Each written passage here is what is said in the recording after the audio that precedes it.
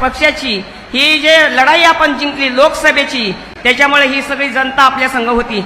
आज सगळ्या महाराष्ट्राचं ज्याच्यावर लक्ष होतं त्या बीड जिल्ह्यामध्ये आपण आपलं खासदारकीची बजरंग बाप्पा सोनवणे यांना बहुमतानं आपण निवडून आणलेले, त्याच्याबद्दल मी सगळ्या बीड जिल्ह्याच्या जनतेला धन्यवाद देते. आज आपण इथं जे जमलात, आज ही दुसरी विधानसभेची निवडणूक येत आहे आणि आपल्याला विधानसभेची निवडणूक सुद्धा जिंकून पवार साहेबांचे हात बळकट करायचे आहेत. तरी पण आपण सगळ्यांनी जे काय आले असतील त्यांना सगळ्यांना मी धन्यवाद देते. तुम्ही आलात, त्याच्यामध्ये पत्रकार बंधू आणि भगिनी आणि सोशल मीडिया हे पण उपस्थित आहेत, त्यांचं नाव विसरले होते, सॉरी. तर आज आपल्याला जसं आपण बीड जिल्हा जिंकला तसेच आपला परळी मतदारसंघ जिंकायचा आहे. जे परळीमध्ये भ्रष्टाचार होते, जे परळीला राक्षस बनवून परळीला लोक खाऊन टाकतात, त्या लोकांना आज आपल्याला बाहेर काढल्याशिवाय राहायचं नाहीये. 45 वर्षाचं राजकारण आज तुम्ही परळीचं काय केलंय तुम्ही बघा. आज परळीच्या कचऱ्याचे ढिग तसेच आज 4,500 कोटी रुपये ह्या 10 वर्षामध्ये आले होते.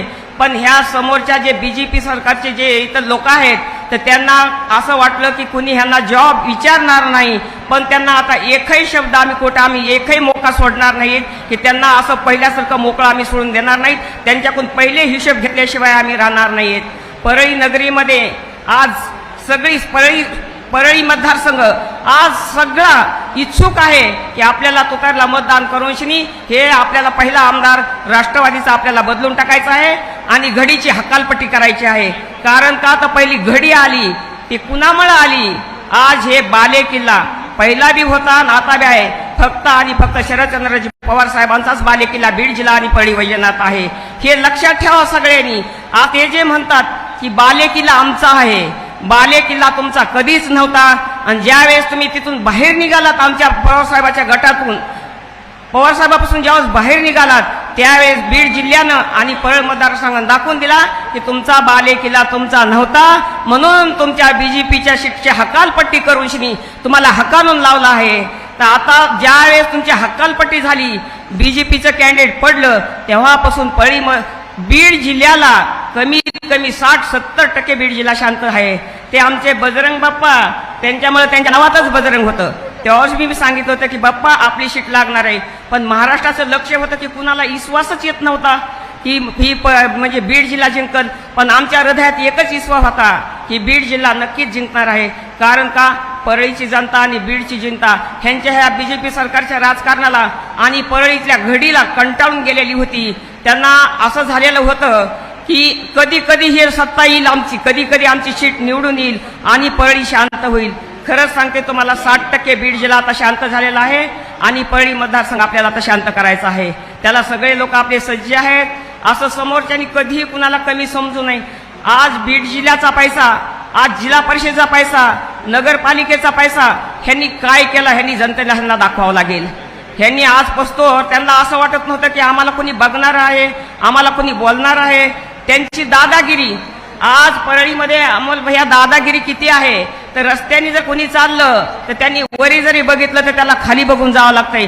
एवढे 45 वर्षाच्या राजकारणामध्ये ह्या 15 वर्षामध्ये दहशत खूप वाढलेली आहे.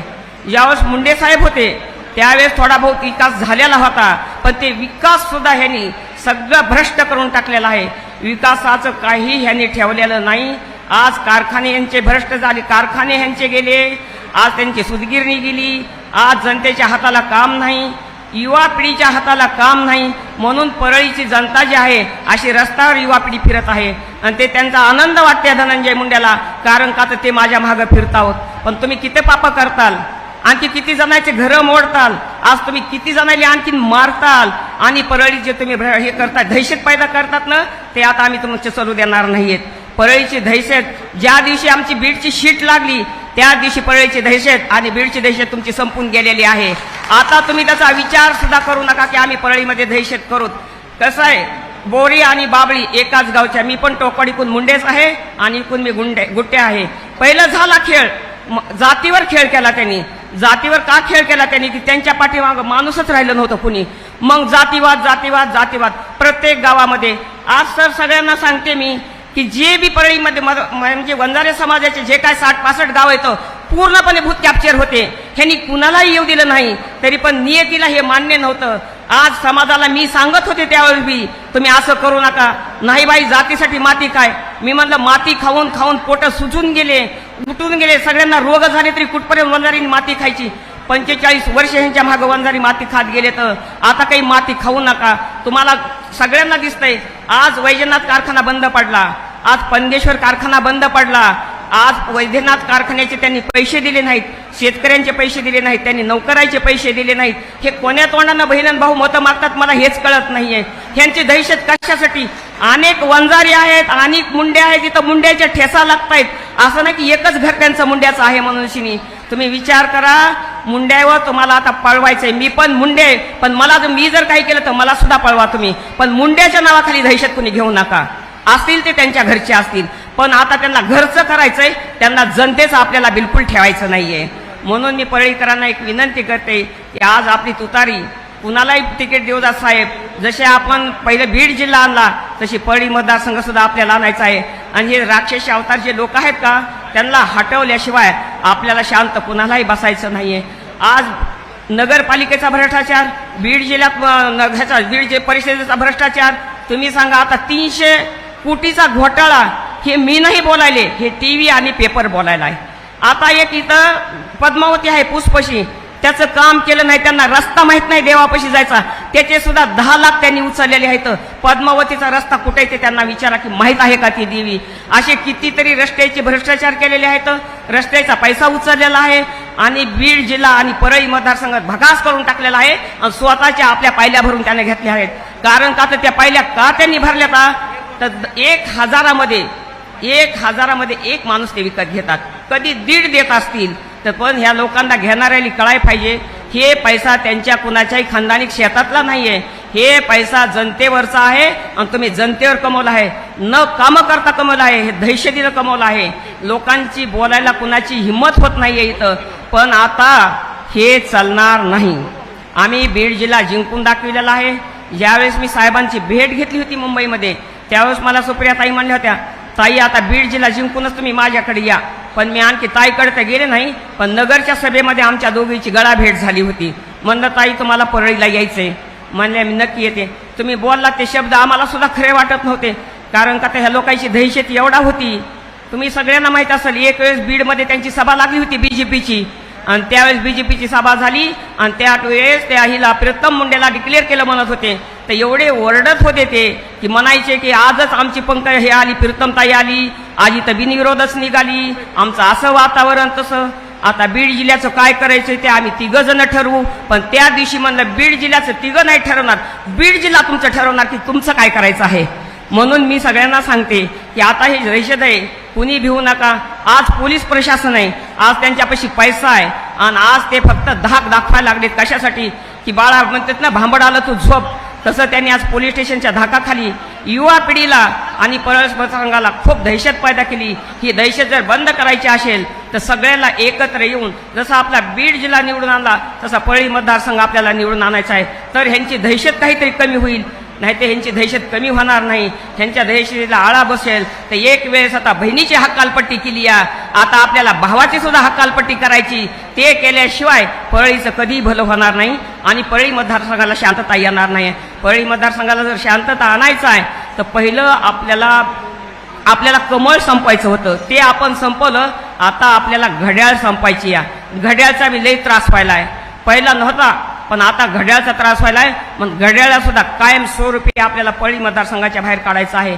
परळी मतदारसंघाच्या ज्यावेळेस घड्याळ बाहेर निघाल ना, तसं सगळे आपण सुखी राहताल, नाही तर आपल्याला सुख कुणालाही भेटणार नाही. आणि हीच वेळ आहे, खूप दिवसाला आली. 40 वर्षे राजकारण एकाच घरामध्ये चाललंय. ही जे वेळ आली ना, आपण ज्या महाराष्ट्राचं लक्ष होतं ती बालेकिल्ला, ज्या दिवशी आपण जिंकला बीड जिल्हा, त्या दिवशी आपल्या परळीचा विजय झालेला आहे. तुम्ही सगळे लक्षात ठेवा आणि ते तुमच्या हातात आहे, सगळ्यांच्या हातात आहे की बीड जिल्ह्याचा विजय झाल्याच्या नंतर परळीचा मतदारसंघाचा विजय नक्कीच मला करतील. मी तुमच्याकडून आशा करते. कारण का तर बघा तुम्ही, युवा पिढीच्या हाताला काम आहे का? युवा पिढीच्या हाताला काम नाही. आज युवा पिढीच्या हाताला काम नसल्यामुळं त्यांच्या मागं मोरी फिरावं लागते. कुणाला 1,00,000-2 लाखाचे कामं देतात, त्यांचे बिलं अडकून ठेवतात, कारण का तर त्यांना माझ्या मागं फिरलं पाहिजे. कुणाला 10 लाखाचं काम देतात, ते बिचारे गळ्यातले बायकाचे मंगळसूत्र मोडून शिनी कामाचे पेमेंट करतात, कारण त्यांनी माझ्या मागं फिरलं पाहिजे. आणि डोळ्याच्या धाकाखाली जर चालायचं तुझं बिल काढायचंय का नाही, ह्या त्या लोकांच्या धमक्या असतात. म्हणून अशा लोकांना हद्दपार केल्याशिवाय आपला परळी मतदारसंघ बसणार नाहीये. कारण का आज ह्या वयामध्ये पवार साहेब जे करतायत त्यांना एकच बघायचे की महाराष्ट्राची सत्ता आणि त्याच्यामध्ये परळी मतदारसंघ निवडून आला पाहिजे. आणि वरून पवार साहेबांचे एवढे मोठे आशीर्वाद आहेत तर त्या आशीर्वादाला कधीही तडा आपल्या परळी मतदारसंघ जाऊ देणार नाहीये. ही मी आशा करते, हे मी आशा करते. आज आपल्या इथं मला ही गर्दी बघून असं वाटतंय की पहिली आपली बीडची जशी शीट लागली तशी आपल्या परळीची सुद्धा आजच साहेब कुणालाही तिकीट दिलं, युवा पिढीला देऊ, आज कुणालाही दिलं तर नक्कीच निवडून आल्याशिवाय आपल्या परळीची तुतारी निवडून येणार म्हणजे येणार. आज आम्हाला एकच पाहिजे, आम्हाला बदल पाहिजे. तुम्ही सांगा आज एवढ्या पिढीचे भांडणं होते तर आज हे भांडणं का होते तर की ह्यांना फक्त धाक पाहिजे. आता आणखीन एक दुसरी गोष्ट सांगते. आता गणपती उत्सव येते. गणपती उत्सवामध्ये 1,00,000, 1,50,000, 2,00,000 पट्ट्या देतात 20-22 वर्षाच्या लेकराला. तुम्ही सांगा त्या लेकरांना आरती तर येते का हो गणपतीची? कारण का तर त्यांनी ह्याच्या मागं फिरलं पाहिजे. 1 वर्षी पट्टी दिली तर 5 वर्षी माय बाप ते मुलगा सगळे त्यांचे 5 वर्ष फिरवतात. का? आम्हाला साहेबांना पट्टी दिली ती. पण साहेब पट्ट्या कुठून देत आहे? परराष्ट्रीमध्येच भ्रष्टाचार करत आहे. आणि जे 20-22 ते 30 वर्षापर्यंतचे वयोगटातले लेकरं आहेत ना त्यांना ह्या धनंजय मुंड्यानं पागल करून सोडलेले त्या लेकरांना. आणि ते लेकरं उठून मायबापाशी भाकर खातात. आणि चला साहेबांना बोलवलंय आम्हाला इकडे जायचंय आम्हाला ते. पण तुमच्या भविष्याचं काय? अरे तुम्ही कमीत कमी 22-23 वर्षाच्या लेकराच्या भविष्याकडे तर बघा. कमीत कमी ते भविष्य जे तुम्ही आहे ना तुम्हाला एक दिवस भावून बसल. तुम्ही एवढं युवा पिढीला त्रास दिलाय. आज तुम्ही एवढं परळीचं वाटोळं केलंय. आज पहिली गोष्ट आज परळी मतदारसंघ आणि बीड जिल्हा मागासवर्गीय सारखा झालाय. पहिली गोष्ट पाऊस जास्त पडत नाही, पाणी आपल्या विहिरीली नसतात. आणि इकून तिकून जर पाणी विहिरीला असेल तर तिथं 8 तासाची वीज असते. तर शेतकऱ्यांनी कुठं मोठं व्हायचं? शेतकऱ्यांनी कुठं पोटं भरायचे? आज हे जे सरकार आहे बीजेपीचं निव्वळ त्यांनी शेतकरी अगोदर मारून टाकले. तर त्यांना शेतकऱ्याची गरजच राहिलेली नाही आहे. त्यांना गरज फक्त मोठ्या मोठ्या लोकांची आहे, भ्रष्टाचार लोकांचे आहे. तुम्ही सांगा आज परळीमध्ये जेवढा भ्रष्टाचार आहे आणि ज्या लोकांनी वरी भ्रष्टाचार केलेत आज सगळे लोक भ्रष्टाचाराले एकत्र आलेत आणि ते पण काहीतरी 20-22 तारखेला परळीत येतात म्हणा. अरे किती भऱ्या तुम्ही परळीत येता? शासन आपल्या दारी तुम्ही आणलं, दुनियाचे फुलं उधळले. मला असं वाटतं की महाराष्ट्रात कुठंच फुल सुट नसतील. ते जीसीपीनं काय फुलांची उधळण, काय त्या कमानी, अहो त्याच्यातून आलं तर तुम्ही काही विजयी होत नाहीयेत.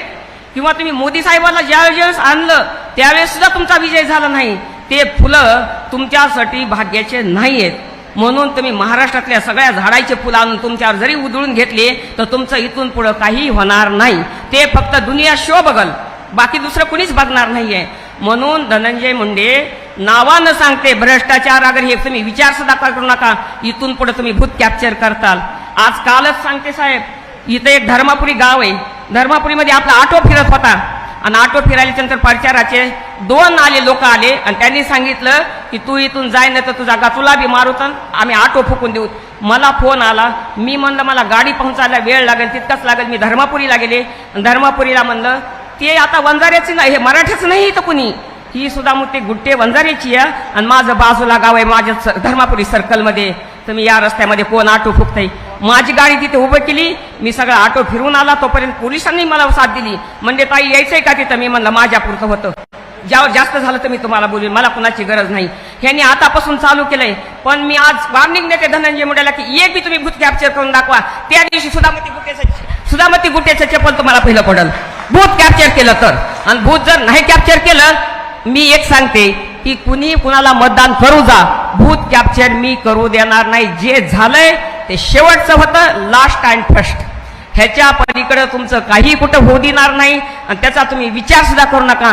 आणि ज्या वेळेस तुम्ही असं भूत कॅप्चरचा विचार करता ना, जगा वेगळं परळीचं विलक्षण होईने लक्षात ठेवा धनंजय मुंड्यांनी आणि त्याच्या कार्यकर्त्यांनी जे त्याच्या मागं फिरायले. तर प्रत्येक गावामध्ये 2-2, 3-3, 4 टुकार त्यांच्या गाव अंटरमध्ये आणि त्यांची दहशत कशासाठी? आज तुम्ही केलंय काय 45 वर्षामध्ये? जे गोपीनाथरावांनी विकास केला होता ते सुद्धा तुम्ही भ्रष्ट करून टाकलाय. आज शेतकरी आणि मोठ्या तोंडानं उठवशीने आम्हाला मत द्या, आम्हाला मत द्या, हे काय तुमचं चाललंय? हे बिलकुल काही चालणार नाही. आता शेतकरी सुद्धा हे झालेला आहे, हुशार झालेला आहे, तुम्हाला मत देणार नाही. आणि ज्या वेळेस तुमचं काही चलत नव्हतं त्यावेळेस तुम्ही जात जमा केली. कशासाठी?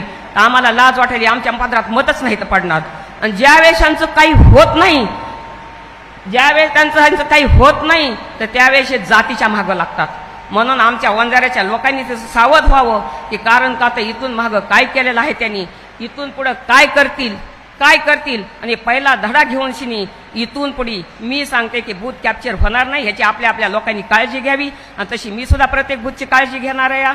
आणि आपण आपली परळी मतदारसंघ जिंकून आज तुतारीला मतदान देऊन पवारसाहेबांचे हात बळकट करून शिनी आपला परळीचा विजय नक्कीच करायचा आहे. एवढं बोलते, मान्यवर खूपच बोलणारे म्हणून शिनी आणि एवढं बोलते आणि मी माझं भाषण संपवते. जय हिंद, जय महाराष्ट्र, जय राष्ट्रवादी.